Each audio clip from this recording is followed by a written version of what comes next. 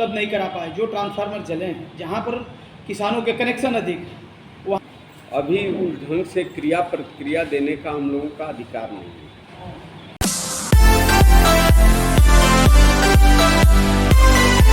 नमस्कार, मैं Ashwini Kumar Srivastava, the Dawn 24x7 में आपका स्वागत है। अभी हम इस समय समाजवादी पार्टी के जिला कार्यालय गाजीपुर में, जहां की समाजवादी पार्टी के बहुत सारे पदाधिकारी और नेतागण मौजूद हैं और साथ में हमारे जो सदर विधायक है जय किशन साहू जी, वो भी हैं। आइए जानते हैं कि गाजीपुर को विकास को लेकर के क्या इनका एजेंडा, और आने वाले जो लोकसभा चुनाव है, साथ में जो मध्य प्रदेश और राजस्थान में विधानसभा चुनाव चल रहा है, इसमें इनके पार्टी का क्या रुख है।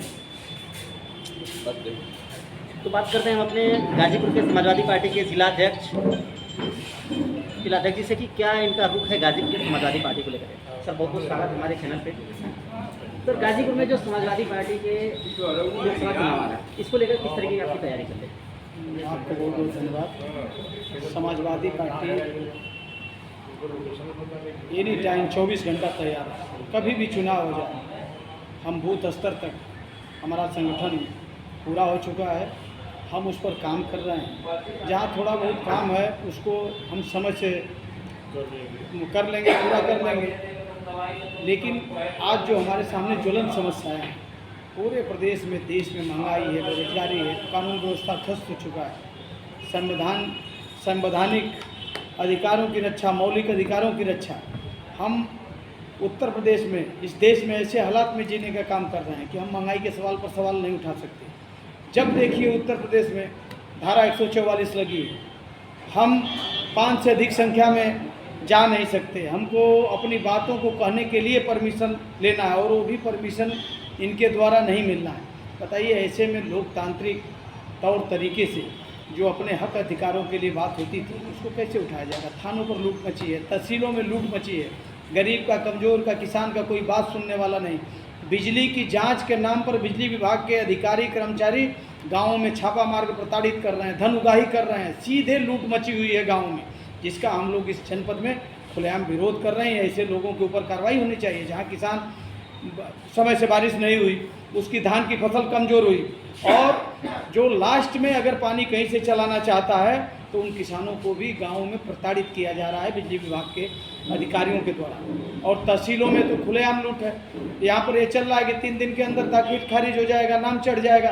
कुछ नहीं है, वो कुछ भी लिख देंगे लेखपाल, उनके अधिकारी कर्मचारी, और लोग महीनों सालों भटक रहे हैं। 10,000, 20,000, 25,000 रुपया कोई मतलब नहीं, जो बिना पैसे के काम होते थे, बिना पैसे का कहीं भी कोई सुनवाई नहीं। इसका समाजवादी पार्टी विरोध करती है। लेकिन सर, एक चीज़ देखा जाता है कि जैसे कि अभी आपने बात की किसानों की, तो अभी जो ट्रांसफार्मर लगाए जा रहे हैं ट्यूबवेल तक, क्या ये आपके नज़र में सही है। ये जो ट्रांसफार्मर उपलब्ध नहीं करा पाए, जो ट्रांसफार्मर जले हैं, जहाँ पर किसानों के कनेक्शन अधिक, वहाँ पर क्षमता से अधिक किसानों को कनेक्शन दिया गया है, और ट्रांसफार्मर 25 का है, उनको 63 की ज़रूरत है। जहाँ 100 की ज़रूरत है, वहाँ 63 का लगा हुआ है। डेली ट्रांसफार्मर जल रहे हैं और वहाँ पर लूट मची हुई है। ट्रांसफार्मर जहाँ पर रिपेयर हो रहे हैं, लूट मची है। वो उसमें गड़बड़ मटेरियल डाल के दे रहे हैं कि आज चढ़ रहा है, कल वो फिर जल जा रहा है। अब बहुत से कंप्लेन है। किसान तो गांव के लोग थक चुके हैं इन बुनियादी समस्याओं को लेकर। सब लोग प्रताड़ित हैं, हर जात, धर्म, मजहब के लोग। कहीं नौकरी रह नहीं गई, निजीकरण पूरा हर क्षेत्रों में, जितने संवैधानिक संस्थान थे इन्होंने बेच दिया, निजीकरण ला दिया। कोई वैकेंसी नहीं, लेकिन न टीचर की निकली, न पुलिस की निकली, न लेखपाल की निकली, कहीं भी कोई वैकेंसी नहीं है। और जो वैकेंसियाँ आई उसमें भी पेपर आउट हुए, कैंसिल हो गई, उनकी परीक्षाएं नहीं हो पाई।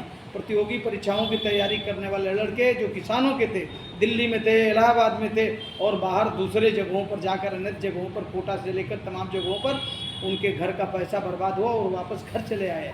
इसलिए इनकी जो बुनियादी समस्या है उसको लेकर, आम जनता की महंगाई को लेकर, बेरोजगारी को लेकर, इसको हम जनता के बीच में जाएंगे। और जनता का ये चुनाव है, सीधे इस चुनाव को इस बार जनता लड़ेगी, और देश की इस सत्ता से ये तानाशाह सरकार का खात्मा होगा, और हमेशा के लिए भारतीय जनता पार्टी सत्ता से बेदखल होने का काम। बहुत बहुत धन्यवाद। अभी इसी के साथ अब बात करते हैं गाजीपुर के सदर विधायक जय किशन साहू जी से कि विधानसभा में किस तरीके से गाजीपुर को लेकर के अपनी आवाज़ उठाते हैं, और साथ ही साथ इनसे बात करेंगे राजस्थान और मध्य प्रदेश को चुनाव को लेकर के। सर, बहुत बहुत स्वागत है हमारे चैनल पर।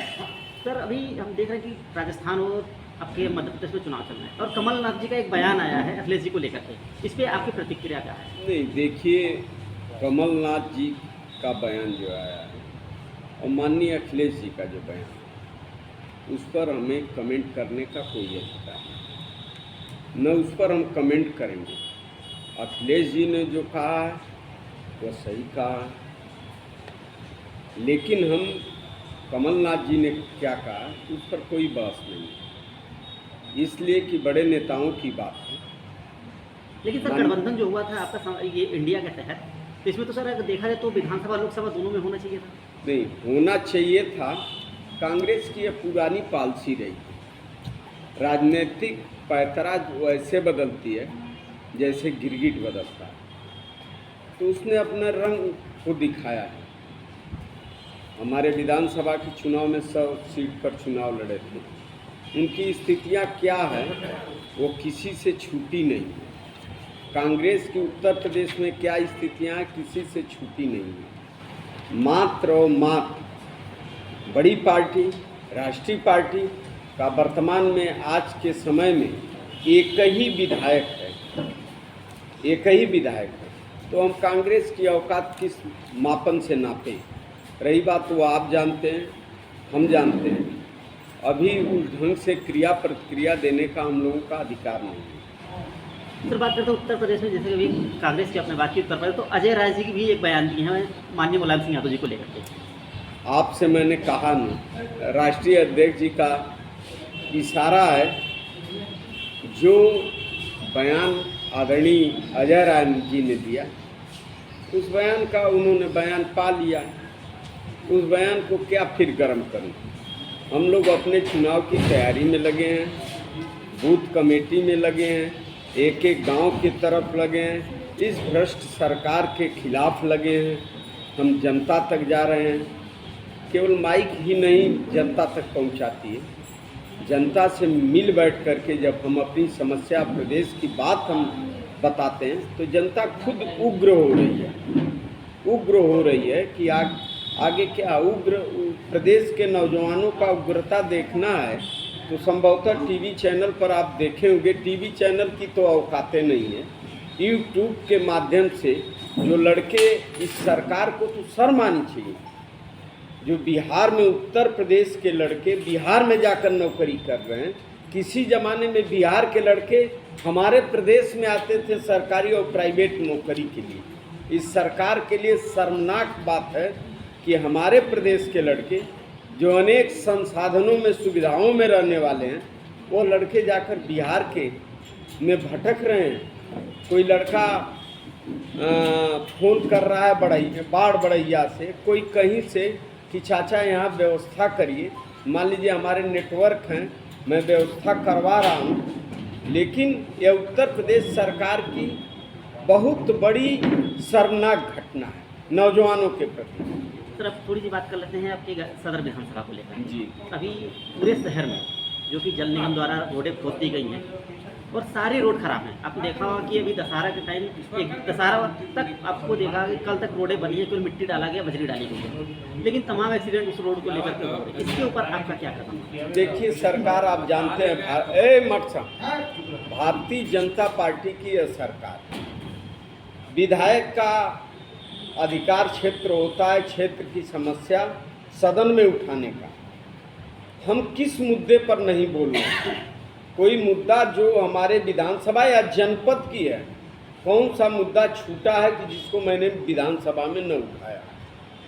नगर पालिका में मैं एक बात का आश्चर्य करता हूँ, जो भी मंत्री आता है 65,000 करोड़ का ये उद्घाटन, 35,000 करोड़ का वो उद्घाटन, लोकार्पण, आखिर में इतने बजट का उद्घाटन होता है तो सड़कें कहाँ हैं, वो मोहल्ला की गलियाँ कहाँ हैं। यह तमाम बातें ये लोग जिस ढंग से उद्घाटन लोकार्पण कर रहे हैं, इनको मैं मुबारकबाद देता हूँ। 2 लाख का काम करके प्रभारी मंत्री इस प्रदेश जिला में आकर के उसका उद्घाटन कर रहा है, इससे बड़ा शर्मनाक बात क्या है। कोई प्रोजेक्ट का उद्घाटन लोकार्पण करते हैं जिससे नौजवान 1500 नौजवान उसमें काम पाते। मैं तो इतना इस प्रदेश का नौजवान हताश हो गया, निराश हो गया माननीय अखिलेश जी की सरकार थी, माननीय नेताजी इस प्रदेश का कमान संभाले थे, उस समय लगता था रोडों पर कि नौजवान का यह जनपद है, नौजवान हताश और निराश है। अब दौड़ना भी नौजवान बंद कर।